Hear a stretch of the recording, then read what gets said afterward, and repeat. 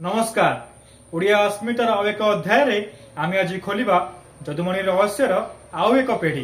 तेबे आज कहानी नाटा हेउची बिष्टा कुंडर जदुमणि। से दिन जदुमणि जो रजा को अपमान देइतिले रजा से अपमान भूली पार नथांती। केमिति जदुमणि को अपमान देबे रजा गोटे कायदा कले। दिनकर कथा प्रातः सकाळु पियादा पठाई जदुमणि को रजा डकाई पठाइले एवं रजा डकाई जदुमणि आसी उपस्थित हेले एवं पचारे छामु एते सकाळु आपण डकाई पठाइले किछि अग्रहण घटिछि।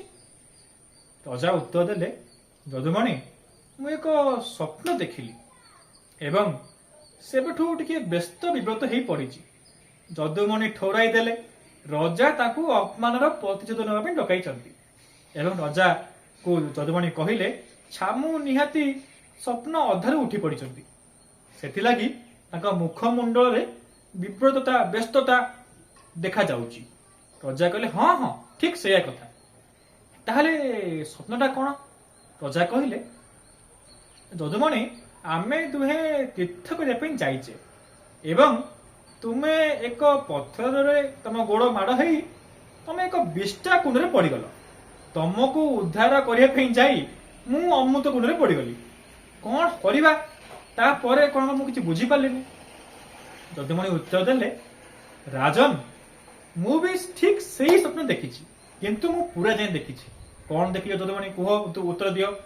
जदुमणि कहिले राजन मु तो बिष्टा कुंड रे पड़ी गली आपण तो अमृत कुंड रे पड़ी गले कौन करवा किंतु भगवान को दयारु भगवान को कृपारु आमे दुहे से कुंड रू बाहरी गले किंतु हाथ गोड़ तो चल माने चालुनी हबो कौन।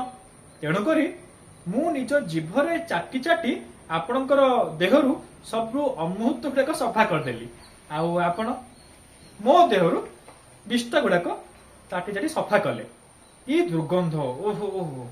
रजा कहले हे जदुमणि तमे गोटे निहाती बाज लोक भंड मु मिछ कथा कहूली सपना टोटल मिछ थिला। जदुमणि भी कहले छामु ताहले मिछुआ कहिके दुजन जाक ठोठाई हसिले एवं जदुमणि कहले मो सपने मिछुआ। एथिला बिष्टा कुंडर जदुमणि एवं रजा सिना जाति रे क्षत्रिय किंतु बुद्धि रे कवि ही श्रेष्ठ। आसंता अध्याय रे पुणी खोलिबा जदुमणि रहस्यर आउ एक पेढ़ी।